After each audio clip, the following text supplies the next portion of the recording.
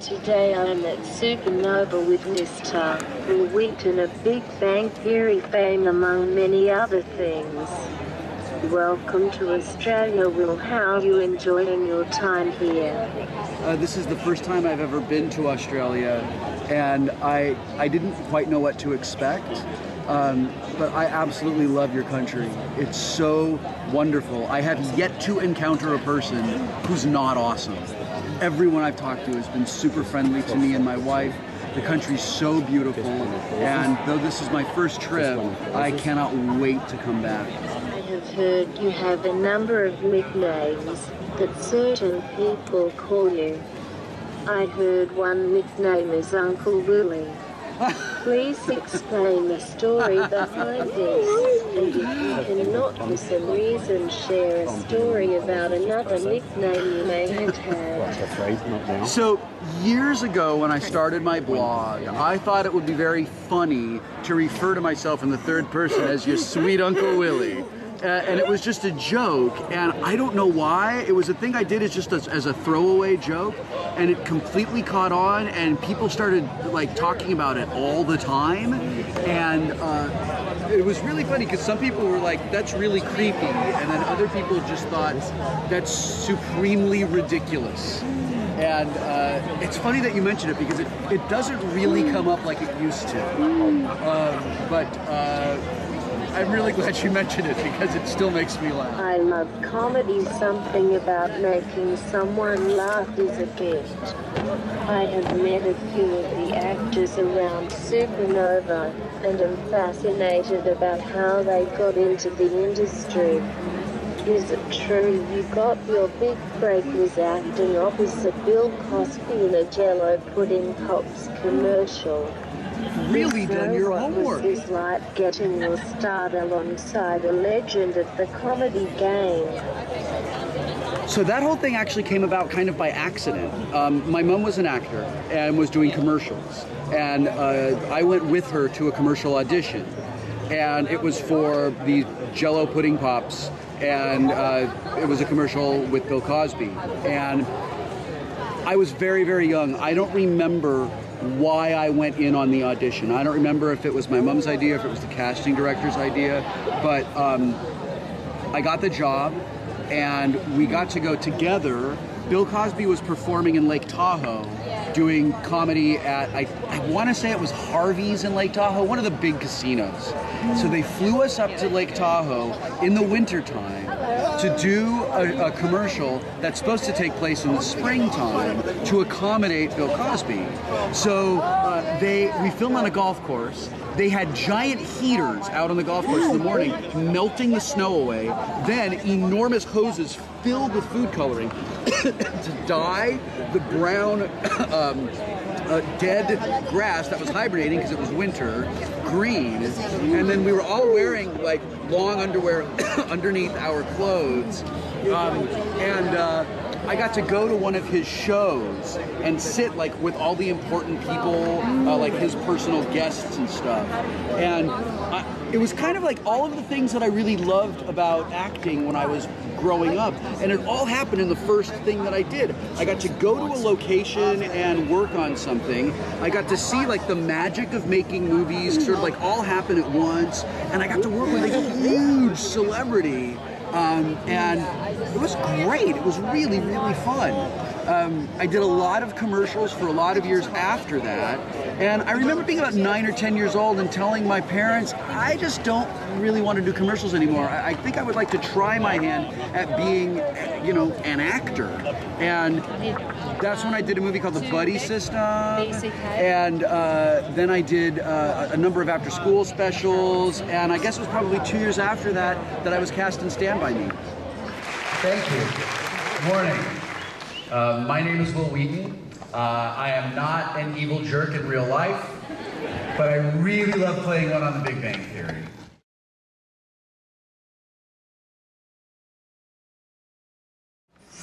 Okay. 4 years ago, I think, that I was trading messages on Twitter with this guy, Steve, who was a writer for The Big Bang Theory.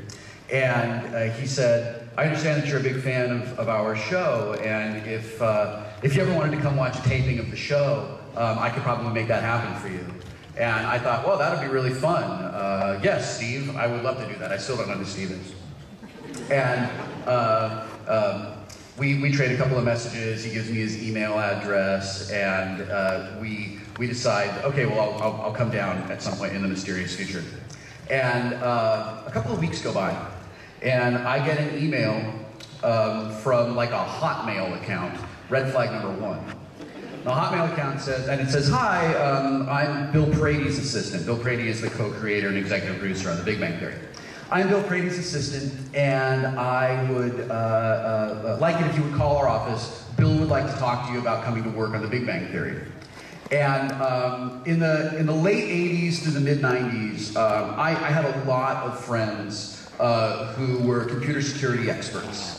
And one of the ways we used to prank each other is we would telnet to port 25 on an unsecured machine, go straight into send mail, and then send emails to each other that looked as if they had come from other people.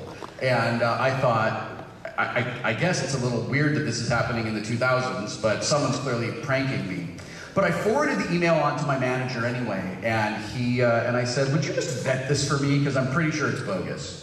He calls me, he says, sure, I'll do that. He calls me about 10 minutes later. Nope, it's legit. Big Bang Theory's interested in talking to you. Go ahead and call them. So I picked myself up off the floor, and I called, and Bill Prady said, I understand you've been talking with Steve Malaro, one of our writers. Okay, so Steve is Steve Malaro, one of the executive producers on The Big Bang Theory. And the thing is that The Big Bang Theory, all of the writers are sort of equal in how they all work together, but it's very rare for an executive producer of a show to contact an actor and say, hey, come and hang out with us. That's just not a thing that happens. At least it doesn't happen to me. So he said, listen, are you familiar with our show? And I was like, yeah, I live in America in the year 2007. Yeah, I'm familiar with your show. Have you heard of a thing called The Sun? It comes up every day. It's the nerd's natural enemy, so maybe you don't see it very often. But yes, I am familiar with the show. And he goes on to tell me anyway, the entire history of the show. And like who all the characters are. I'm like, right, I know, and Sheldon, I got it, and Raj, and right, and Walla, I get it, I know. And he says, so we're looking for a nemesis for Sheldon. And we thought, because you live in Pasadena, and because you are a gamer, that maybe you would be sort of like in a game with Sheldon, and would you be interested in playing sort of a delightfully evil version of yourself on The Big Bang Theory? And I said, yes. But I have to think about it because I don't know if I want to play myself, because that feels like a thing that in the entertainment industry we call stunt casting, where it's less about the character a person is playing and more about the fact that you've got like someone playing that particular role. And I said, I just have to talk to a friend of mine. So he said, I totally get it, I totally understand. And I said, because I would really like to be on your show, but I would love to be a character like Sarah Gilbert's character or John Ross Bowie's character, someone who might be able to be more than just, evil Wil Wheaton. And he said, I know it's funny now, but back then, it seemed like it might be just sort of an in and out kind of thing. And I called my friend John Rogers, who is the co-creator and showrunner on a show called Leverage, which I understand in Australia you pronounce leverage. I said, so John, Bill Prady wants me to be on The Big Bang Theory. And John goes, so you said yes, right? And I said, well, here's the thing. I think, yeah, I kind of want to do it, but I'm not sure. And he cuts me off and he goes, what do you mean you're not sure? The executive producer of the most popular show in the planet called you and wants you to be on the show. What are you not sure about? And I said, well, John, I just think that it might be like stunt casting. He goes, who cares if it's stunt casting?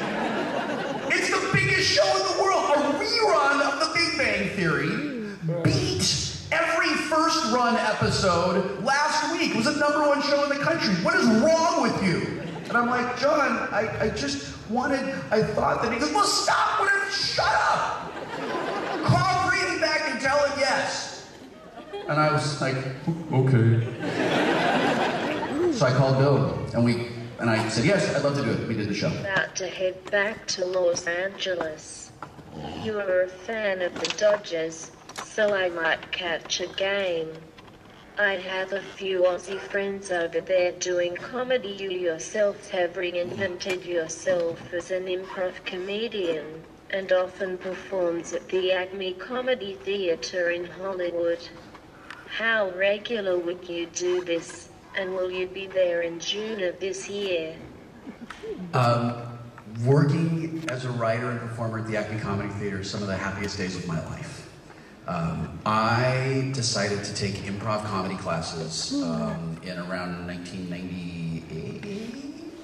Yeah, okay, 1998. Not looking at my wife for confirmation on that, just how I go and think about things. I actually look right through the fabric of space-time to the library that I keep on my spaceship that is actually parked right here in another dimension that you can't see. You know, it's very complicated. You humans can't understand it. I won't even bother. I would have to go into a language that you don't understand.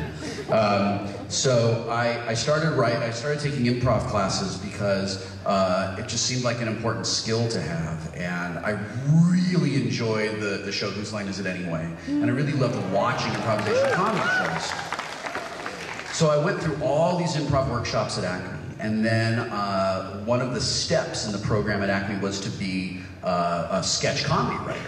So I started doing the sketch comedy classes, and I really liked it. And it's a very particular skill set. There's, in comedy, especially sketch comedy, where you're writing something that has to start, peak, and end in about 3.5 minutes. There's a, stop it, there is a, I told you we don't want to go there, and you've put us there again. I'm very disappointed with you. That's what she said. So I learned how to do that, and it was great.